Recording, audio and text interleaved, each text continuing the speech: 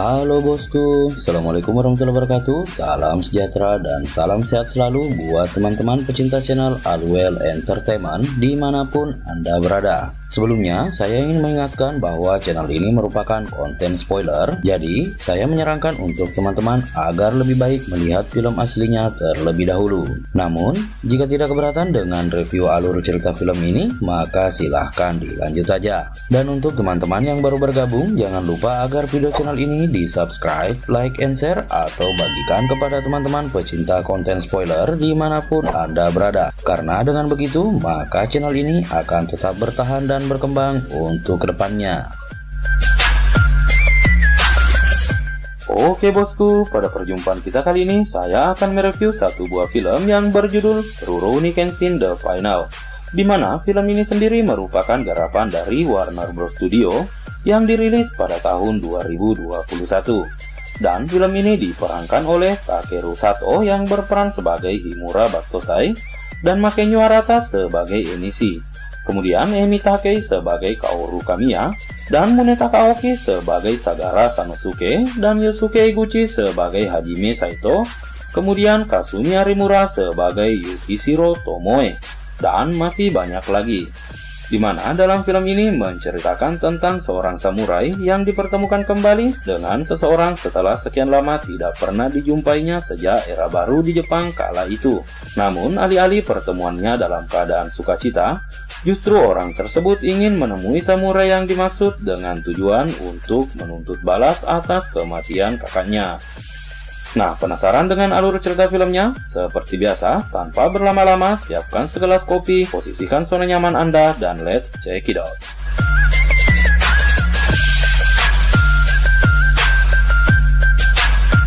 Scene berawal di mana film ini berlatar pada tahun 1872, yang mana kala itu merupakan era Meiji. Di stasiun kereta api terlihat beberapa polisi tengah mencari seorang buronan yang diketahui merupakan anggota mafia Shanghai, di mana buronan tersebut bernama Enishi yang dicari karena menyelundupkan senjata api dari Shanghai ke Jepang, yang akhirnya dirinya ditemukan oleh komandan pasukan polisi tersebut yang bernama Saito di salah satu gerbang kereta api di stasiun tersebut. Saat itu Enishi terlihat tengah diinterogasi oleh Saito terkait pelanggaran yang dilakukannya. Namun bukannya menjawab pertanyaan Saito, Enishi malah bertanya balik akan keadaan Battosai terkait bekas luka di pipinya. Sontak kala itu membuat polisi beserta Saito keheranan dari mana Enishi tahu tentang Battosai.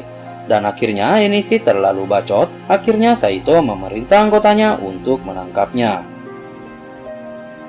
Namun karena Enishi memiliki bela diri yang hebat, walhasil polisilah yang kewalahan bahkan babak belur dibuatnya. Melihat hal itu, akhirnya Saito turun tangan dan bermaksud menyerang Enishi. Namun bukannya melawan, dirinya justru menghindar dan membiarkan polisi menangkapnya. Yang ternyata kala itu Enishi hanya bermaksud mempermainkan polisi saja. Selanjutnya di markas kepolisian Jepang terlihat Enishi yang mendapat pengawalan polisi keluar dari kantor kepolisian, di mana kala itu dirinya dijemput oleh beberapa orang yang mengenakan pakaian khas Cina yang kemudian membawa Enishi dengan menggunakan kereta kuda dan meninggalkan kantor polisi tersebut. Tentunya hal itu mendapat perhatian dari Saito, yang mana Saito terlihat protes kepada atasannya karena melepaskan Enishi begitu saja setelah sebelumnya bersusah payah menangkapnya. Ya iyalah, polisi sudah babak belur, gaji nggak naik-naik, malah dilepas begitu saja. Akhirnya, atasan Saito kemudian menjelaskan kepada dirinya bahwa Enishi tengah berada dalam penanganan konsul sesuai perjanjian antara pihak Jepang dan pihak Tiongkok kala itu. Sebab Tiongkok sendiri memiliki yurisdiksi dan hal itu akhirnya membuat Saito terdiam dengan mimik wajah yang asem-asem sepet. Di sini lain terlihat Battosai atau kembaran saya tengah berada di sebuah restoran bersama teman-temannya yang tengah melakukan aksi santap ria sambil membahas bisnis kue kecimpringnya. Di sela-sela pembahasannya terlihat seorang wanita yang bernama Kaoru yang tidak lain Odo-Odo Battosai tengah bercanda oleh teman-temannya terkait hubungannya dengan Battosai yang kala itu membuat Kaoru sendiri terlihat senyum-senyum kuda karena menahan malu. Singkatnya, setelah selesai bersantap ria, akhirnya mereka kembali ke rumahnya. Di waktu yang sama diperlihatkan Enishi bersama teman-temannya berada di sebuah bukit yang kala itu tengah mempersiapkan sebuah serangan yang akhirnya setelah semuanya siap, mereka kemudian menyerang pusat kota dengan menggunakan meriam yang ternyata mengenai tepat di restoran tempat Battosai makan bersama teman-temannya tadi. Sontak kala itu seketika membuat suasana di pusat kota menjadi kacau balau, hingga akhirnya polisi pun berdatangan. Kemudian terlihat polisi mengejar Battosai bersama teman-temannya yang sementara di dalam perjalanan menuju ke rumahnya. Di sana, polisi mengatakan kepada Battosai bahwa pusat kota tengah mendapat serangan berupa tembakan meriam, yang dimana serangan tersebut berasal dari arah perbukitan dekat perkotaan. Singkatnya, saat itu pula Battosai dan Sano bersama polisi tadi bergegas menuju lokasi yang dimaksud. Sesampai di sana, ternyata Enishi dan teman-temannya sudah meninggalkan lokasi serangan, di mana hanya menyisakan sebuah kertas bertuliskan huruf Jepang yang bacaannya saya tidak tahu. Dan setelah saya membaca teks subtitlenya, yang ternyata tulisan tersebut bertuliskan justifikasi eksekusi, yang berarti penghakiman manusia, di mana Battosai terlihat menjelaskan bahwa tulisan tersebut digunakan oleh seorang Hitokiri atau pembunuh berdarah dingin di era Kesogunan Tokugawa dan Shinsengumi untuk meninggalkan jejak, yang berarti orang tersebut pantas untuk dibunuh. Dan hal itu membuat polisi menarik kesimpulan bahwa pelaku di balik semua ini merupakan kelompok pemberontak yang tidak senang dengan sistem pemerintahan era baru di Jepang kala itu.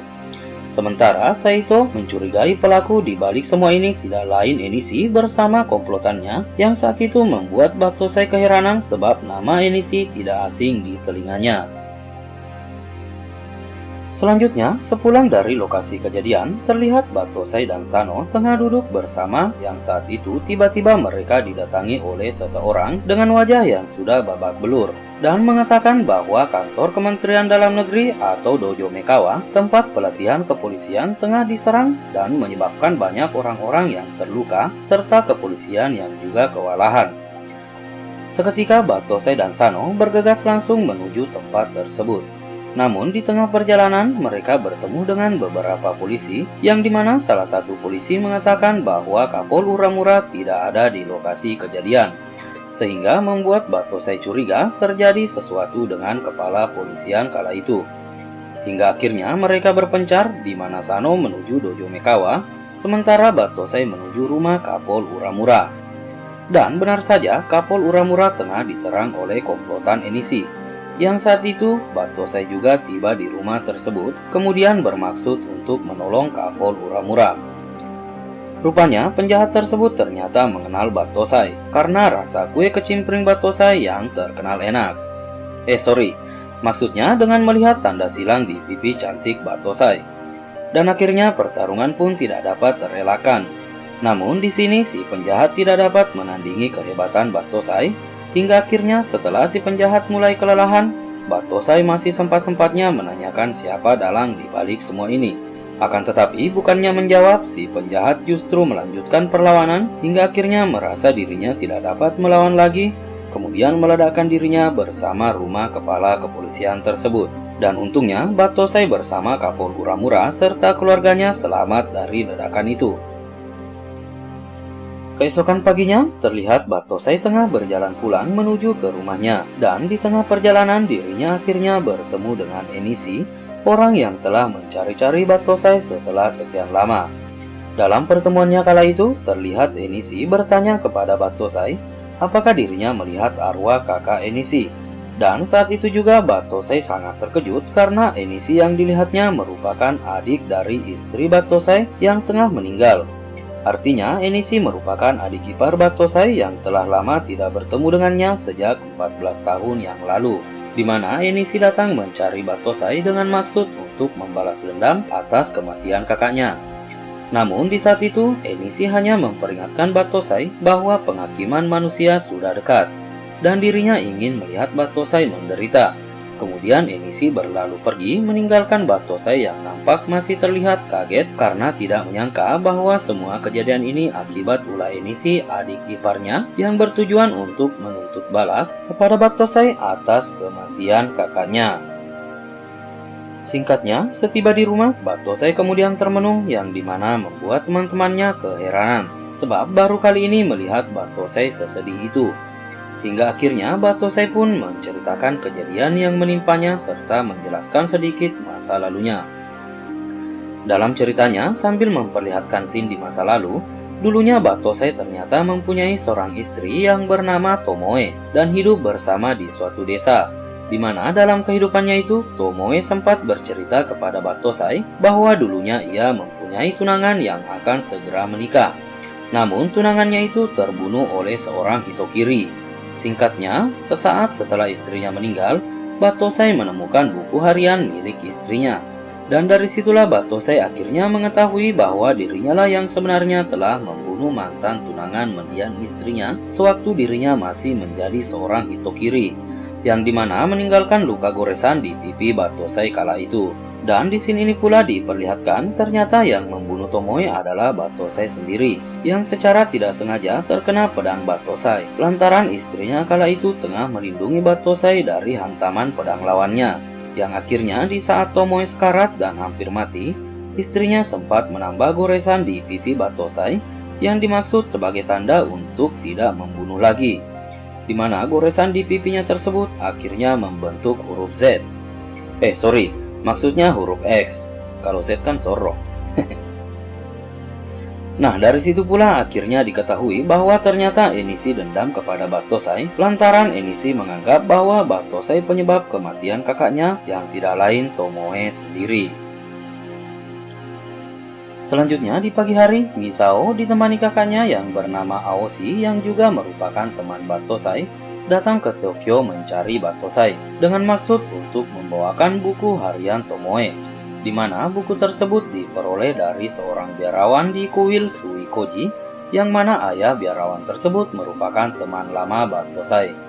Namun karena Batosai kala itu tidak berada di rumah dan hanya ada Kaoru, akhirnya Misao menitipkan buku harian tersebut kepada Kaoru untuk selanjutnya diserahkan kepada Batosai.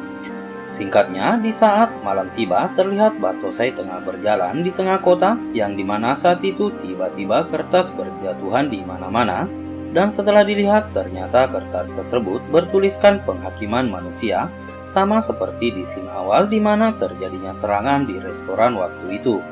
Dan tidak lama berselang, tiba-tiba bom berjatuhan di mana-mana dan memporak-porandakan pemukiman kala itu. Dan sontak hal itu menyebabkan terjadinya kepanikan di mana-mana. Di lain scene diperlihatkan Enishi yang tengah membawa mayat seseorang tengah mendatangi kediaman Batosai, yang dimana Batosai kala itu masih berada di luar. Sehingga Sano, teman Batosai yang bertemperamen tinggi, langsung menantang Enishi untuk berduel sebagai pengganti Batosai. Dan tentu saja kita sudah tahu bahwa hal itu merupakan sesuatu yang sangat mudah bagi Enishi, sebab kekuatan Enishi jauh lebih hebat dibanding Sano. Dan walhasil, Sano babak belur. Setelah Sano dikalahkan, akhirnya Enishi menculik Kaoru dengan maksud dan tujuan tidak lain untuk memancing Batosai agar mendatangi Enishi untuk berduel dengannya.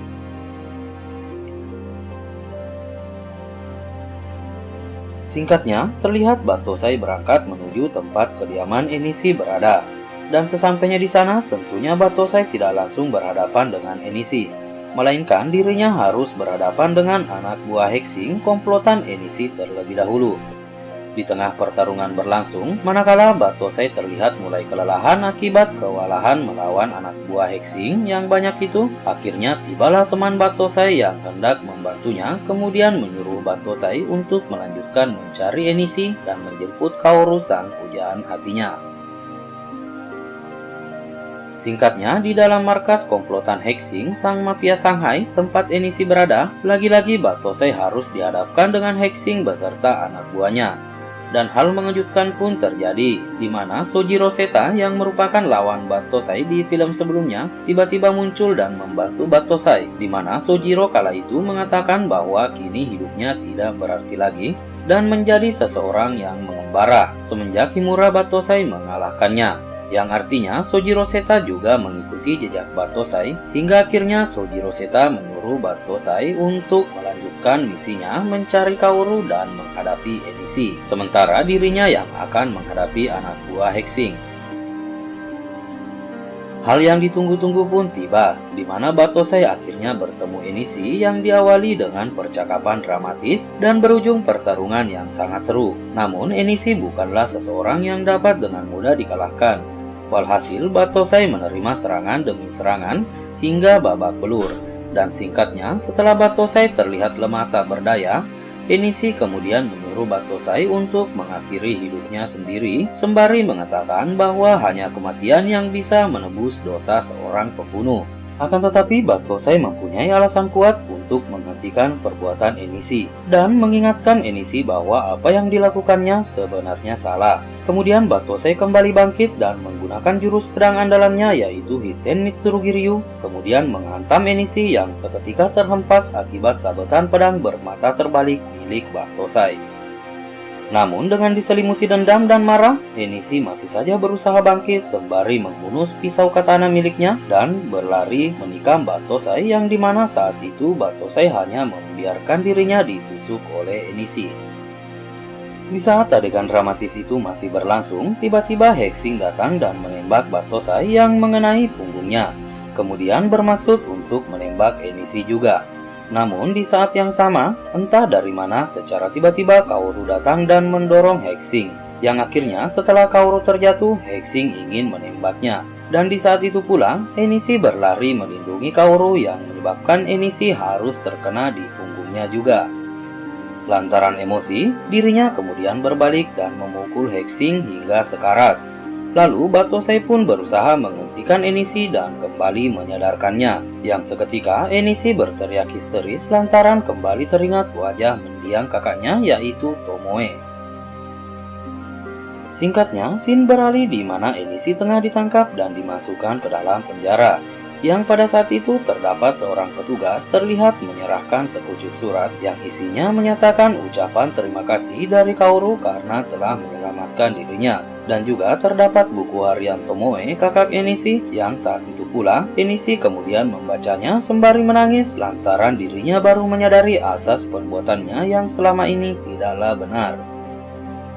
Keesokan harinya terlihat di makam Tomoe, Battosai bersama Kaoru datang untuk berziarah. Ya iyalah, masa piknik.